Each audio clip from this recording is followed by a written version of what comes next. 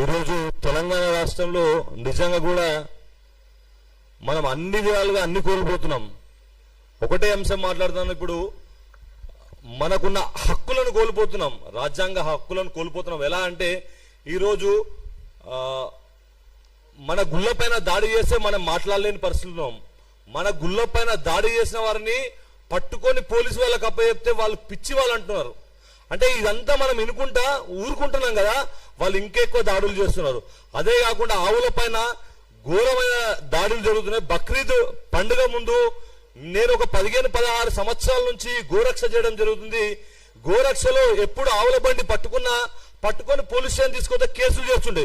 ఈ రోజు తెలంగాణ రాష్ట్రంలో ఈ కాంగ్రెస్ ప్రభుత్వం వచ్చిన తర్వాత, ఈ రేవంత్ రెడ్డి గారి ప్రభుత్వం వచ్చిన తర్వాత ఈ రాజ్యాంగాన్ని కుప్పతొట్టులు వేసినట్టు చేస్తున్నారు. ఎందుకంటే యాక్టులు ఉన్నాయి, అన్ని యాక్టులు ఉన్నాయని చట్టాలు ఉన్నాయని చట్టాలను పక్కన పెట్టి ఈ బక్రీద్ పండుగకు ఆవులను యథేచ్ఛగా వందలాది వేలాది ఆవులను మా కళ్ళ ముందే పోలీసులు మరియు అధికారులు, వెటర్నరీ అధికారులు, పోలీసులు తీసుకొని హైదరాబాద్ తరలించడం జరిగింది.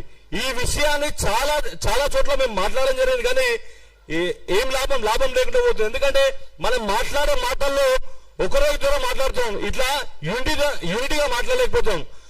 ఫస్ట్ ఏం జరుగుతుందంటే మనం అందరం యూనిటీ కాకపోవడమే మన బ్యాడ్ లక్ గా, మన దరిద్రంగా మనం భావిస్తున్నాం. ఎందుకంటే ఎవరో ఒకరు మాట్లాడే వరకు ఈ రోజు ఆవులను పట్టుకోవాలని మన పిల్లలు చాలా మంది పోతుంటే వాళ్ళ పైన కేసులు అవుతున్నాయి. వాళ్ళని రౌడీలుగా చిత్రిస్తున్నారు, వాళ్ళను దేశ ద్రోహులుగా చిత్రిస్తున్నారు, వాళ్ళని రౌడీ షీటర్లుగా చిత్రిస్తున్నారు. వాళ్ళు అడిగేది ఆవు.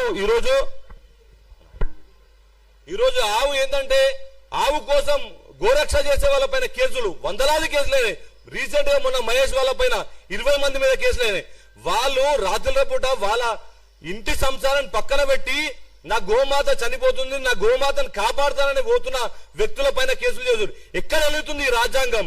ఎక్కడ పోతుంది తెలంగాణలో రాజ్యాంగం? రేవంత్ రెడ్డి గారు మీరు సార్ చెప్పినట్టు వాళ్ళ సారేమో పట్టుకొని తిరుగుతాడు, రాజ్యాంగాన్ని పట్టుకొని తిరుగుతాడు.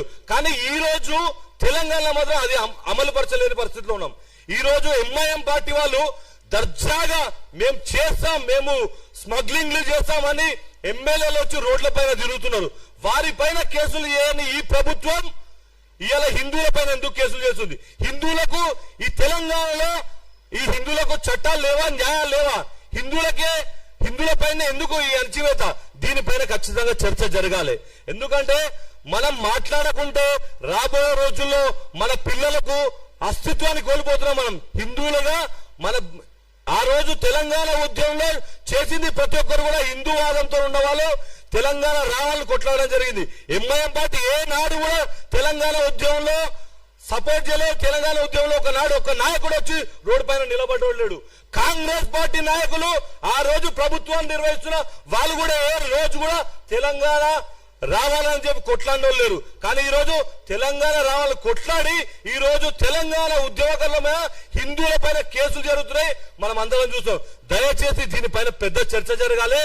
అదే కాకుండా చాలా విషయాలు, ఎందుకంటే ఇంతమంది పెద్దవాళ్ళు వీళ్ళందరి ముందు నేను ఎక్కువ మాట్లాడితే బాగుండదు.